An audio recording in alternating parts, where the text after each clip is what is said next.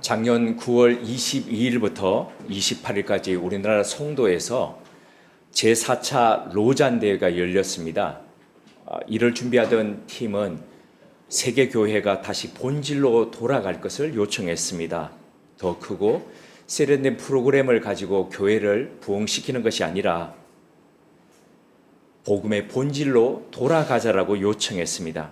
특별히 그렇게 하기 위해서 사도행전 강해를 온 교회가 같이 했으면 좋겠다라고 권했습니다. 그 권유를 따라서 저희 교회 역시도 사도행전을 천천히 작년에 이어서 올해까지 살펴보고 있는데 오늘 그 마지막 시간을 갖고자 합니다. 사도행전은 오순절 성령 강림 사건으로 시작되었습니다. 마가의 다락방에서 기도하던 120명의 사람들이 보혜사 성령을 받았고 그 결과 하루에도 3,000명 이상이 회심하면서 예루살렘 교회가 태어났습니다. 이런 단순한 숫자의 부흥이 아니라 성령께서 사람들을 복음의 증인으로 삼아서 예루살렘과 그리고 예루살렘을 넘어 온 유대와 사마리아 땅끝까지 이르러 어떻게 하나님 나라가 확장되어 가게 하는지 그 모습을 보여주는 것이었습니다. 사도들의 능력이 있는 기도와 그리고 기적과 이런 것을 통해서 복음은 확산되어 갔습니다. 하지만 동시에 박해도 일어났습니다. 스데반 집사는 진리를 말하다 돌에 맞아 순교했고 야고보 사도는 칼에 맞아서 죽었습니다. 그 결과 많은 그리스도인들이 예루살렘 바깥으로 흩어지게 되었습니다. 아이러니하게도 이 박해는 복음을 유대 땅 밖으로 확산시키는 바로 그 계기가 되었습니다. 하나님 나라의 확장 방식이었습니다. 세상은 교회를 무너뜨리려 했지만 교회는 오히려 흩어질수록 더 강해지고 더 멀리 퍼져갔습니다. 우리가 몇 주 전에 봤던 침묵이라는 영화 속에서도 왜 일본의 관리들이 끝까지 그 신부들을 개종시키려고 그랬냐면 죽이면 되는데 죽이면 죽일수록 더 확산되어 가니까 그래서 그렇게 개종시키려고 했던 것이죠. 교회는 순교당하고 박해당할수록 더 강하게 그리고 더 멀리 퍼져갔습니다. 그 한가운데 놀라운 인물이 있었습니다. 그는 바로 가말리엘의 제자였고 바리새인 중에 바리새인이었던 청년 사울이었습니다. 스데반의 순교 현장을 목격하면서 그 스데반을 죽이는 사람들의 옷을 보관하면서 그가 죽는 것을 당연하게 여겼던 사람이었습니다. 이 청년은 교회를 파괴하려는 열심으로 가득했고 다마스커스로 가는 길 가운데서도 그 일을 이어가려 했습니다. 그러나 그 길 가운데서 부활하신 예수 그리스도를 만남으로써 그의 인생이 완전히 바뀌어 버렸습니다. 그는 더 이상 박해자가 아니라 복음의 증거자가 되었습니다. 이름도 바울로 바꾸고 새로운 삶을 살기 시작했습니다. 복음은 그의 발걸음을 따라서 예루살렘을 넘어서 온 유대와 사마리아와 땅끝까지 이르러 가게 되었습니다. 그는 가는 곳마다 교회를 세웠고 그리고 그 가운데서 유대인과 이방인과 여자와 종어 모든 것들을 다 넘어서 모두가 그리스도 안에서 평등하고 하나 되는 그런 공동체를 세워갔습니다. 그는 가는 도시마다 유대회당 그러니까 시나고기라고 하는 바로 그곳에서 복음을 전했고 거절당하면 이방인에게 나아갔습니다. 그리고 마침내 오늘 본문처럼 복음은 로마에 이르게 되었습니다. 그래서 사도행전 1장 8절 이 말씀하는 것처럼 점차적으로 복음이 확산되어 가고 그리고 그곳에서 복음이 꽃을 피워가는 모습을 보여줍니다. 사도행전 중간에는 매우 중요한 전환점이 있습니다. 그것은 예루살렘 교회와 안디옥 교회의 차이에서 드러납니다. 예루살렘 교회는 교회의 모교회였습니다. 우리가 어머니 교회라고 하듯이 한국 교회 안에도 어머니 교회라는 교회들이 있지 않습니까? 상징적이고 조직적인 교회였지만 점차 행정적이고 그리고 정적인 모습을 띠게 됩니다. 그 결과 사도행전 12장 이후에는 이 예루살렘 교회는 더 이상 거의 등장하지 않습니다. 대신 복음의 이 중심이 되고 역동적인 모습을 보였던 것은 안디옥 교회였습니다. 이 교회는 바울과 바나바를 선교사로 파송했고 그리고 이방 선교의 전초 기지가 되었습니다. 예루살렘 교회가 머뭇거릴 때에 이 교회는 복음 앞에서 즉각적으로 반응했습니다. 교회의 가장 기둥 같은 두 인물을 아깝고 그리고 그들과 그 두 사람과 함께 계속하고 싶었지만 성령께서 그들을 따로 세우라는 그 말씀을 듣고 난 뒤에 가장 핵심적인 인물을 복음 선교를 위해서 파송하는 그런 반응을 보였습니다. 그리고 사도행전 후반부는 사도 바울 중심의 이야기로 재편됩니다. 그는 고난과 핍박 속에서도 복음을 전하면서 감옥에서도 편지를 쓰고 그리고 로마로 가는 여정 속에서도 하나님 나라를 증언합니다. 그가 썼던 편지는 오늘날 신약 성경의 주요한 부분을 차지해서 믿음을 바로 세워가는 사람들의 주요한 그 텍스트가 되고 있습니다. 바울의 삶은 단지 신학이 아니라 살아있는 복음 그 자체였습니다. 그리고 마지막 장인 오늘 28장에서는 그는 죄수의 몸으로 로마에 도착하지만 아무 거리낌 없이 복음을 전하더라는 말씀으로 기록이 마무리됩니다. 이 장은 아멘으로 끝나지 않습니다. 그것은 바로 복음의 이야기가 끝나지 않았다는, 오늘날 이 이야기를 읽는 사람들의 삶 속에서 바로 다시 시작되고 있다, 이어지고 있다는 것을 상징적으로 보여주고 있습니다. 진 에드워드라는 분이 있죠. 가장 이분의 책 중에서 가장 감명 깊게 읽었던 책은 새 왕 이야기입니다. 이 진 에드워드의 책 사도행전의 그 교회처럼 이라는 책이 있습니다. 거기 보면 사도행전을 하나의 드라마 그리고 하나님의 손에 들린 거대한 이야기라고 표현하고 있습니다. 그가 보는 사도행전은 완성된 신학 교과서가 아니라 살아 움직이는 인격들의 이야기라고 말하고 있습니다. 피 흘리면서 복음을 품고 걸어가는 그 사람들의 연대기가 바로 사도행전이라고 표현하고 있습니다. 27장과 28장은 그 이야기 속에 가장 절정을 보여주는 이야기입니다. 죄수 바울이 미결수로서 로마행으로 이동합니다. 교회의 운명이자 복음의 종착지가 그 종착지를 향한 항해를 해가고 있습니다. 우리는 이 장면을 통해서 교회는 어디를 향해야 되는 것인가? 그리스도인들은 어떤 모습으로 자신의 삶의 여정을 가져야 되는 것인가를 이 장면을 통해서 다시 연상케 됩니다. 오늘 그 부르심의 이야기를 따라서 사도행전을 마무리하려 합니다. 먼저 2주 전에 나누었던 사도행전 27장 11절 그 다음부터 오늘 28장 31절까지의 이야기를 순차적으로 좀 살펴보면서 정리를 해가고 난 뒤에 마무리해 가고자 합니다. 사도행전 27장에는 바울과 더불어서 276명의 사람들이 유라굴라라는 광풍을 만납니다. 그런데 이 이야기는 단순히 사도 바울의 이동 이야기만을 기록한 것이 아니라 폭풍 속에서 살아가는 믿음의 사람들의 그 이야기이기도 합니다. 폭풍 속에서 하나님께서 어떻게 믿음의 사람을 붙들고 계시는지, 그리고 그리스도인들은 폭풍 속에서 하나님의 약속을 어떻게 붙잡고 가야 되는지를 보여주고 있습니다. 계속 제가 몇 주 동안 마틴 로이드 존스 목사의 이야기를 이렇게 인용해 드리고 있죠. 이분이 이 장면을 일컬어서 이렇게 표현했습니다. 하나님의 섭리와 인간의 무지가 부딪히는 자리가 바로 이것이다. 사람들은 자기 경험과 계산을 따라서 지금 이러니까 우리가 더 안전한 항구로 가자. 겨울을 나기 위해서는 이 항구보다는 더 낫다.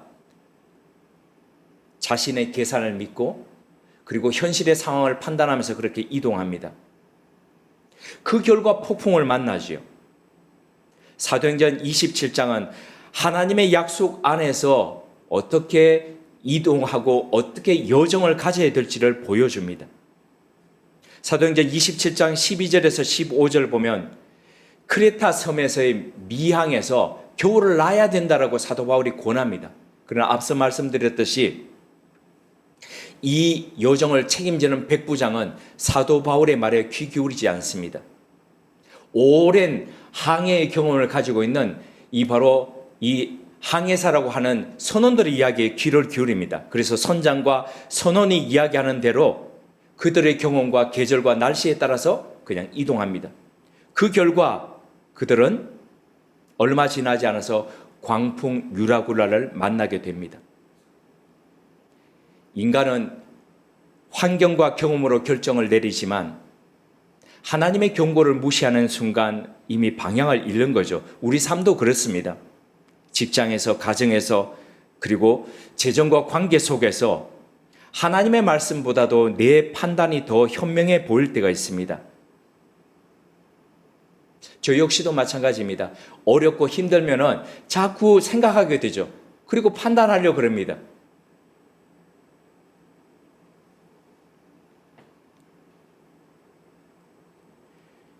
하지만 말씀을 무시한 결정은 더 큰 위험을 불러옵니다.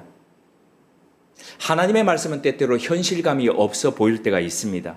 그러나 하나님의 말씀을 무시하고 순풍만을 따라가다 보면 결국 우리는 광풍 앞에 서게 될 수도 있다는 거죠.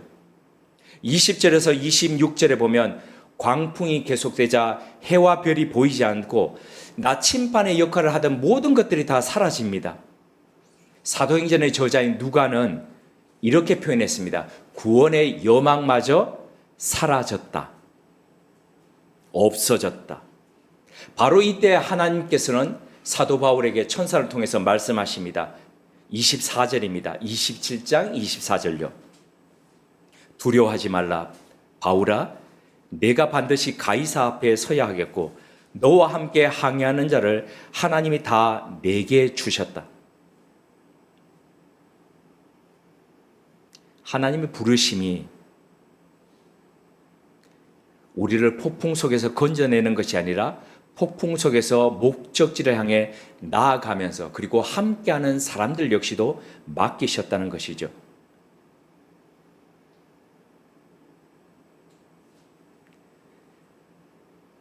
하나님은 폭풍 속에서도 바울을 붙드시면서 그의 사명이 끝나기까지 그를 지키실 뿐만 아니라 그와 함께 하신 사람들도 지키겠다고 약속을 하셨다는 겁니다.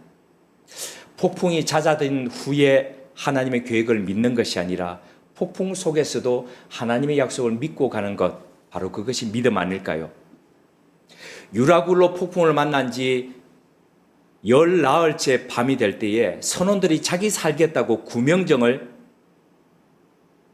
풀어서 도망치려 합니다. 이때 바울은 병사들에게 그들을 막으라고 얘기하면서 그들이 떠나면은 이 안에 사람들이 살 수 없다라고 이야기합니다. 그래서 다 구명정을 잘라서 그냥 버려버리게 하죠. 아무도 떠나지 못하게 합니다. 그리고 이후에 모든 사람들을 모아서 식사를 권하면서 이렇게 말합니다. 이것이 여러분의 구원을 위해 필요합니다.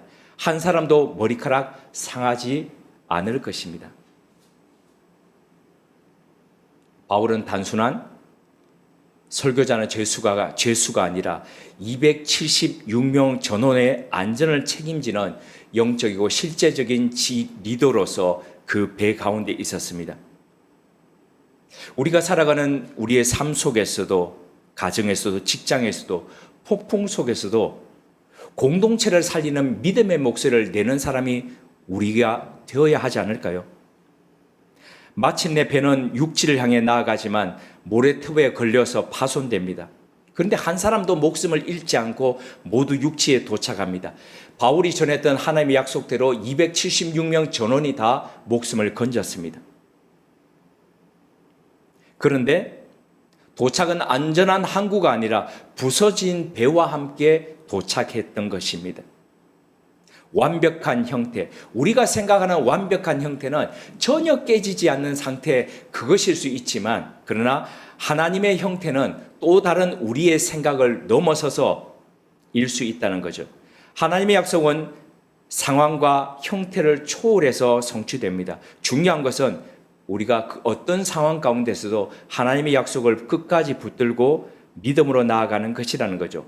27장을 한번 간략하게 정리해 보겠습니다. 말씀을 무시했던 선장과 선원 그리고 백부장의 그 결정은 순풍 같아 보여도 광풍을 맞닥뜨리는 그런 결과를 초래했습니다. 그러나 그 폭풍 속에서도 하나님의 약속은 변하지 않았습니다. 어려움을 만났을 때 그 어려움을 넘어서서 공동체를 다시 세워주는 그런 역할을 했습니다. 오늘날 이 땅의 교회도 사회적 신뢰 가운데서 어떤 면에서는 광풍 위기 가운데 있다고 할 수 있습니다. 교회는 광풍 속의 배처럼 흔들리면서 그렇게 존재해 가고 있습니다. 이때 필요한 것은 광풍을 탓하는 것, 순풍만을 기다리는 것, 이런 것이 아닐 겁니다. 폭풍 속에서도 하나님의 약속을 붙들고 이 시대 속에서, 이 사회 속에서 하나님 교회는 어떤 모습으로 존재해야 될까요? 그리스도인은 어떤 열린 자세로 이 광풍 속에서 하나님 나아가야 될까요? 함께 했던 이 사람들, 믿음 밖에 있는 이 사람들을 어떻게 책임져야 될까요? 라고 물으면서 가야 되는 사람들이 바로 교회와 그리스도인 아닐까요? 교회는 잔잔한 항구에서만 존재하는 배가 아니라 폭풍 속에서 사명을 이어가는, 그러면서도 나아가는 교회의 배의 모습이어야 합니다. 우리의 삶과 교회가 광풍 속에서도 하나님의 약속을 끝까지 붙들고 목적지로 나아가는 그런 공동체가 되기를 소망합니다. 이 사도행전은 신약 성경 가운데서도 참 독특한 책이라고 할 수 있습니다. 어떤 면에서는 끝나지 않은 엔드리스 그 책이라고 할 수 있습니다. 복음이 예루살렘에서 시작되어서 유대와 사마리아를 거쳐서 로마까지 이르는 여정을 보여주는데, 그런데 끝이 딱 끝나는 우리가 박수치면서 아멘 할 수 있는 그런 성격의 책이 아니라는 거죠. 열린 결말로 끝납니다. 유진 피터슨은 이를 두고 이렇게 표현했습니다. 하나님 나라는 사도행전 28장에서 멈추지 않는다. 성령께서 우리 삶 속에서도 사도행전 29장을 쓰고 계신다.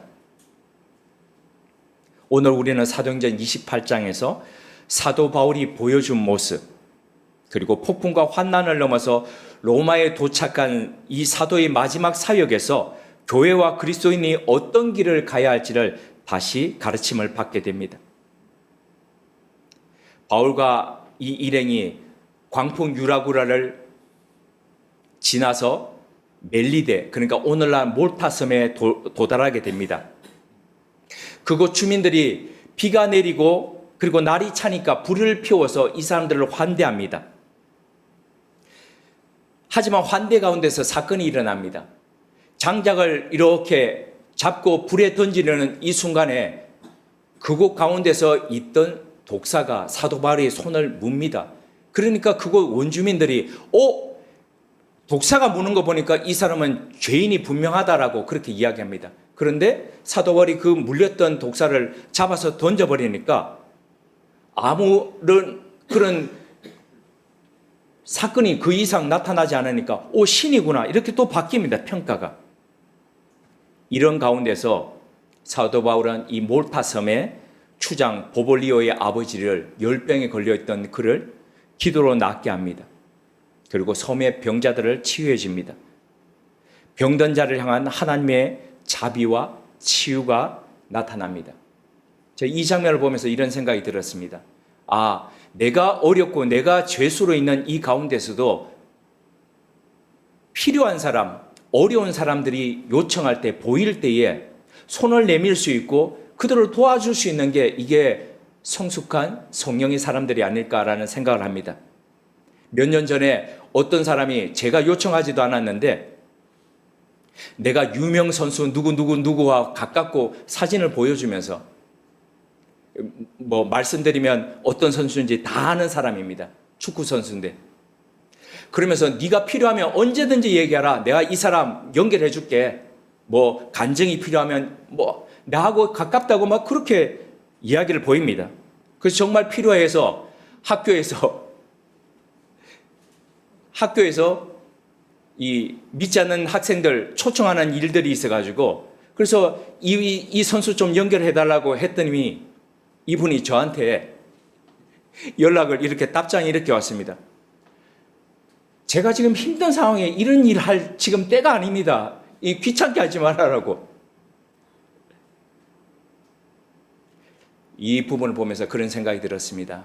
아, 내가 힘들고 어렵더라도 하나님 나라를 위해서 필요한 일이 있으면 기도하고 또 연결하고 내 힘껏 함께하고 동참하고 이런 사람으로 서야 되지 않을까 그런 생각을 했습니다. 몰타 섬에서 3개월 후에 그들은 알렉산드리아 배를 타고 시라쿠사, 오늘날의 시칠리아 섬입니다. 그리고 레기온, 이탈리아 남부를 지나서 보디올, 포추올리라는 곳에 도착합니다. 그곳에 형제들을 만나 7일을 함께 보냅니다. 그리고 로마로 향하는 길에 아피오 광장과 새 관문까지 마중 나온 성도들을 봅니다. 언젠가 때가 되면은 이 여정을 따라서 한번 이탈리아 남부에서부터 쭉 한번 올라가고 싶다 하는 그런 열망이 생깁니다. 성경은 이 장면을 아주 짧게 이렇게 기록합니다. 15절, 그러니까 사도행전 28장 15절입니다. 바울이 그들을 보고 하나님께 감사하고 담대함을 얻으니라. 여기에 아주 깊은 의미가 있습니다. 4년 가까운 억류와 폭풍, 그리고 배의 파손과 위험을 지나온 바울에게 함께한 이 믿음을 나누는 동역자들이 그에게 힘과 용기를 지금 주고 있다는 거죠. 팀 켈러가 이렇게 이야기했습니다. 신앙은 결코 혼자 가는 길이 아닙니다. 공동체라는 하나님의 약속을 믿고 함께 끝까지 달려가는 그 사람들이 바로 연료가 됩니다.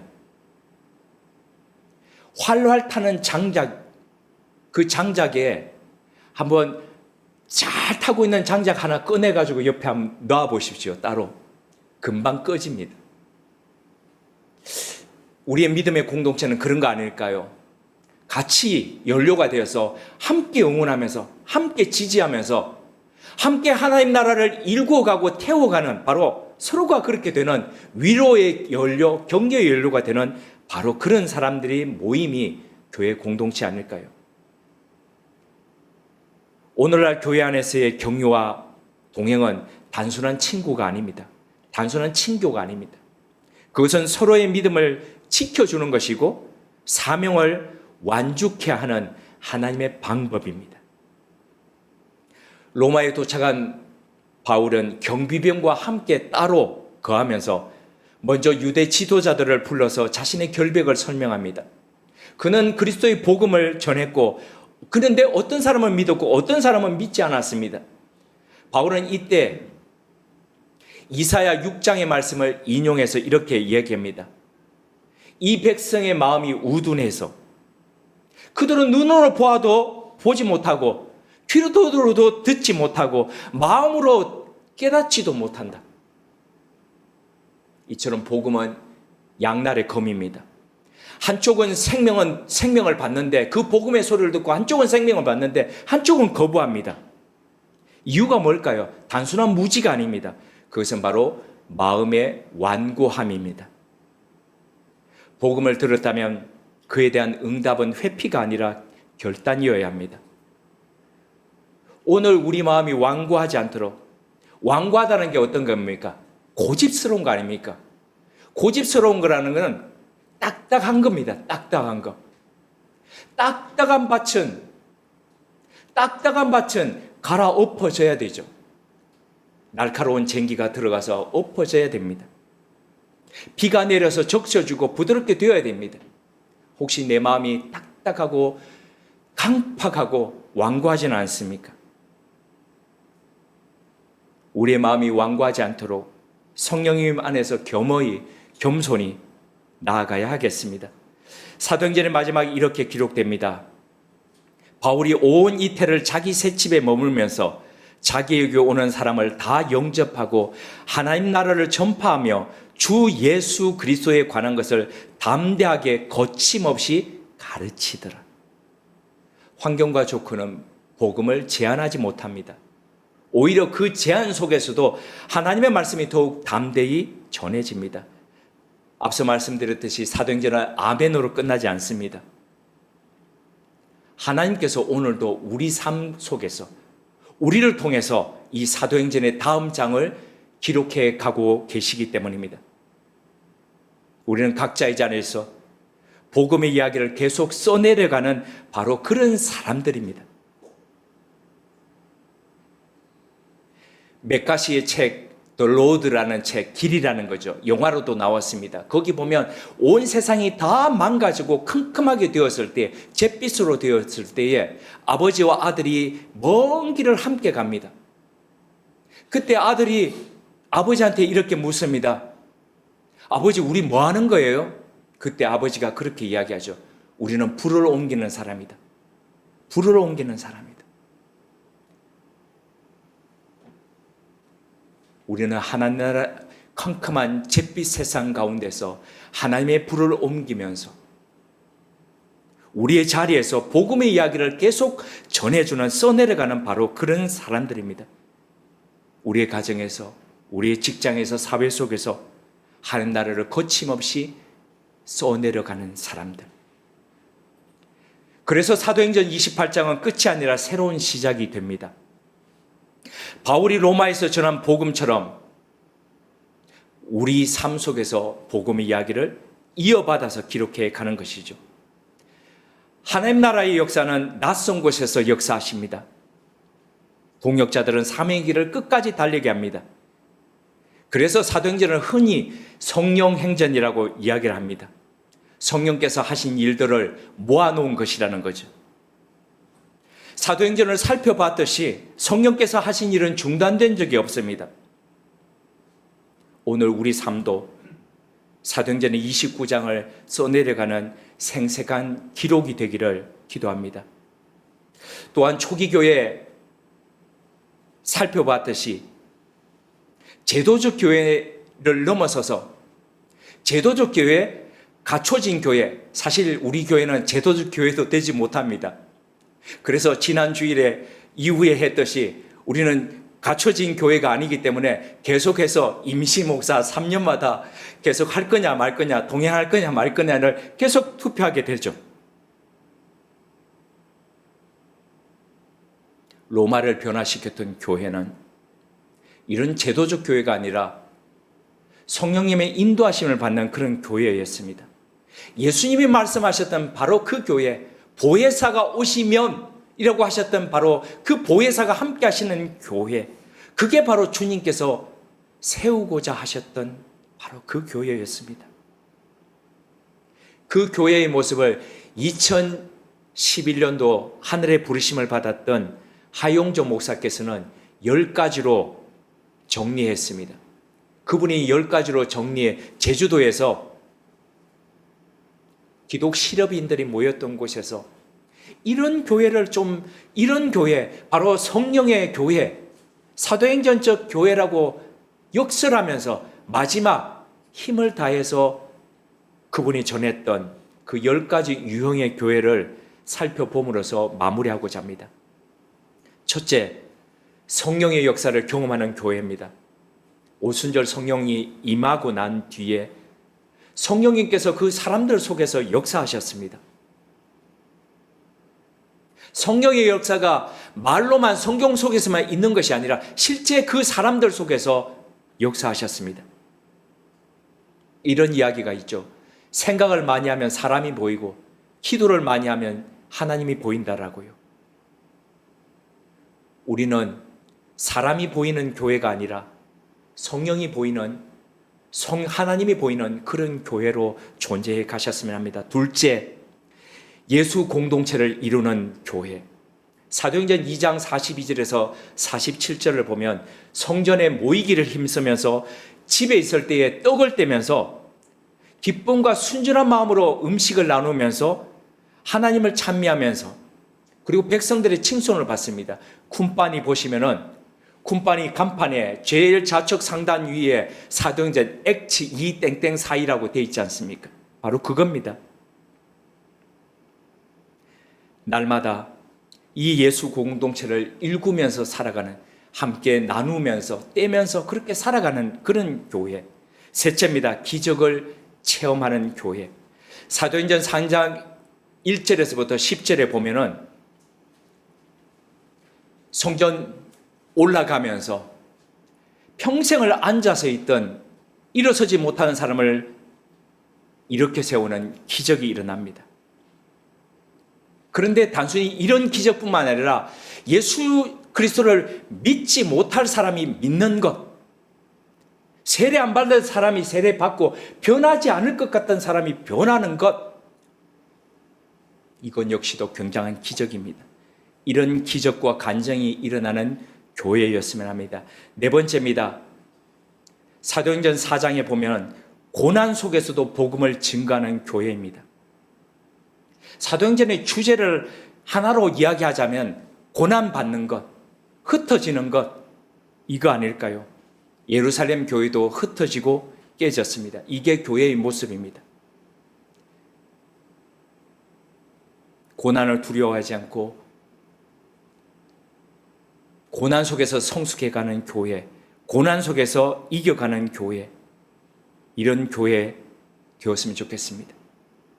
근데 사실은요, 두렵고 때때로 겁나지 않습니까?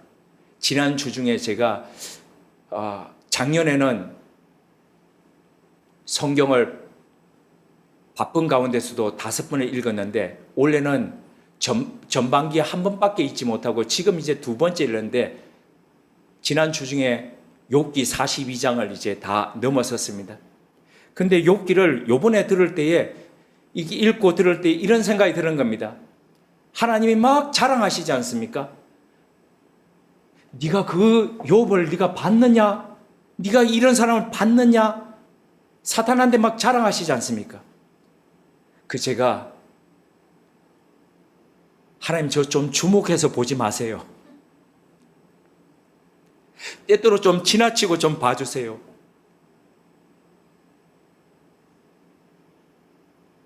하나님께서 주목하시는 교회 되면 얼마나 버겁겠습니까? 사도 바울 하나님께서 주목해서 보셨지 않습니까? 때로 버겁고 그렇지만 그를 통해서 복음이 복음되었고 교회가 교회되었고 그래서 우리가 하나님 나라의 사람으로 같이 편성되었지 않습니까? 언젠가 우리가 이 땅을 떠났을 때에 때때로 버거웠지만은 복음을 살았던 우리로 인해서 누군가가 하나님 나라에 편성되었다면 우리가 하나님 앞에서 할 말이 있지 않겠습니까? 5번째입니다.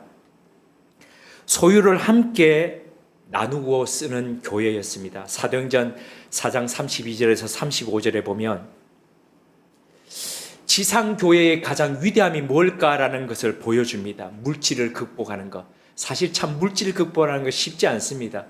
아깝죠. 내 것 쓸 것도 많은데 나누는 것 아깝지 않습니까? 근데 그것을 넘어서는 것. 그 이기심을 넘어서는 것. 내 입에 넣고 싶지만 내 가족들의 입에 넣고 싶지만 그러나 떼어서 누군가를 위해서 나누어주는 것. 이게 바로 초대교회의 모습이었습니다. 우리 역시 그렇게 나누는 교회로 서가셨으면 합니다. 6번째입니다. 순결과 거룩을 꿈꾸는 교회. 사도행전 5장에 보면 아나니와 삽비라의 모습이 나옵니다. 근데 여기 이 사건에서 포인트가 뭐냐면 바로 정직이고 순결입니다. 이것이 교회를 세속과 구별되게 하는 거룩의 요소입니다. 교회는 구별되는 것, 바로 구별된 것, 그게 바로 거룩입니다. 이런 모습으로 나가야 되지 않겠습니까? 7번째입니다. 영적 지도자를 세우는 교회. 사도행전 6장에 보면 사도들이 자기들끼리 다 하지 않고 7 집사를 세웁니다. 독점하지 않고 리더십을 세우는 것이죠. 한국 교회가 가장 불행한 것이 뭐냐면은 큰 교회, 좋은 교회라는 것이 있습니다. 근데 큰 교회, 좋은 교회는 보통 보면 어떤 것으로 대변됩니까? 누구누구 목사, 누구누구 목사. 메시지가 좋아요. 막 은혜가 있어요. 근데 그 교회를 일구는 분들 중에서, 목회자가 아닌 분들 중에서, 야, 저 교회는 저런 분들, 저런 훌륭한 장로님이 계셔, 저런 훌륭한 집사님이 계셔. 그런 교회 별로 만나보지 못했지 않습니까? 그러다 보니까 그 교회 목사가 넘어지면, 아니면 그 교회 목사가 그만두면 그 교회가 명맥을 이어가지 못하고 하는 경우들이 흔하지 않았습니까? 이런 불행을 넘어서서 좋은 목회자보다도 훨씬 더 좋고 훌륭한 그런 교회 구성원들이 세워지는 그런 교회가 되었으면 좋겠습니다. 8번째입니다. 이방인을 가슴에 품는 교회. 사도행전 10장 44절에서 48절을 보면 베드로가 고넬료에게 세례를 주면서 자기 세계관이 부서지는, 깨지는 바로 그런 모습이 나옵니다. 믿음의 세계는 자신이 가지고 있던 것들이 부서지고 패러다임의 전환이 오는 거죠. 교회의 본질은 끼리끼리 노는 게 아니라 다른 사람을 가슴에 품는 겁니다. 끼리끼리 노는 거는 유대인 회당이 되는 거죠. 그래서 제가 일전에, 아주 오래전에 말씀드린 게 있지만은, 어떤 교회는 꼭 목회자를 뽑을 때, 담임 목사를 뽑을 때 이런 걸 앞에 내걸었습니다. 부모가 이북 출신, 이북 교회 중심이었기 때문에 부모가 이북 출신, 그리고 뭐 하려면 교회의 본질은 유대 회당을 넘어서는 겁니다. 그렇다면 오늘날 시대에서 우리가 이런 유대 회당을 넘어서서 보편적인 교회로 나아간다는 것은 어떤 것일까요? 다문화를 품는 것 아닐까요? 이미 우리 사회는 다문화되었지 않습니까? 이주 노동자들, 그리고 한국에 와서 결혼해서 가정을 일구고 그 아이들이 자라고 있는 그런 사람들과 더불어서 함께 다인 공동체를 이루어가는 것 아닐까요? 9번째입니다. 땅끝까지 복음을 전하는 교회. 화려했고 찬란했던 예루살렘 교회는 자취가 없어졌습니다. 하루에 3,000명이 믿고 5,000명이 믿고 이렇게 막 했던 그 왕성했던 교회는 자취를 잃어버리고 역사 속에 스만 존재하고 있습니다. 사도행전의 주역을 만들었던 교회는 그 교회가 아니라 흩어졌던 그들이 세웠던, 외소했던 바로 안디옥 교회였습니다. 우리가 추구해 가야 할 교회는 바로 안디옥 교회 아닐까요? 10번째입니다. 교회가 교회를 개척하는 교회. 사도행전에 보면 그 교회가 다니면서 또 교회를 개척하고 교회를 개척하는 모습들이 있죠. 이 말씀을 읽으면서 그런 생각을 했습니다. 우리도 몇 주년 기념해서 한 교회를 세우는 교회가 되면 좋겠다. 너도 잘 못하면서 무슨 이런 생각? 네, 말씀하실 수 있을지 모르겠지만 언젠가 정말 우리가 꿈꿨던 그 교회의 또 다른 교회가 다른 곳에서 그렇게 성장하는 그런 모습이 되었으면 좋겠다. 사도행전 28장 30절에서 31절을 보면 마지막이 참 신비롭습니다. 셋집에서 2년 동안 찾아오는 사람들에게 예수 그리스도에 대한 도를 가르칩니다. 이게 끝입니다. 미완성입니다. 근데 궁금하지 않습니까? 그 2년 동안 와서 날마다 그 이야기를 들었던 사람들은 어떻게 되었을까? 집에 돌아가서 그냥 성경 공부하고 끝났을까? 분명 아닐 겁니다. 그들도 복음으로, 성령으로 뜨거워졌을 겁니다. 그 성령의 역사로 그들도 뜨거워져서 내가 가서 내가 뭘 어떻게 할까? 자신 속에서 역사하시는 성령님의 사람이 되어서 그들은 또 다른 교회를 세우고 성령 행전의 또 다른 역사를 기록해 갔을 겁니다. 1년 8개월 동안 함께했던 사도행전의 이야기를 이렇게 마무리해 가면서 혼자 한번 자문해 보았습니다. 어떤 교회, 어떤 그리스도인을 꿈꾸고 있는가? 어떤 모습으로 성령님과 더불어서 앞으로의 역사를 일구어 갈 것인가? 함께 기도드리겠습니다. 하나님, 우리에게 보혜사 성령님을 보내주셔서 감사드립니다. 그 성령님으로 인해서 교회를 세워주셔서 감사드립니다. 그 교회를 일구었던 분들, 성령 안에서 자신을 내어드렸던 그분들로 인해서 오늘 우리에게까지 복음이 연결되게 해주셔서 감사드립니다. 사도행전 29장을 써내려갔던 우리의 선배들처럼 우리 역시도 우리 시대의 우리 사회 속에서 사도행전 29장을 써내려가는 믿음의 사람들 될 수 있도록 이끌어 주옵소서. 예수님의 이름으로 기도드립니다. 아멘.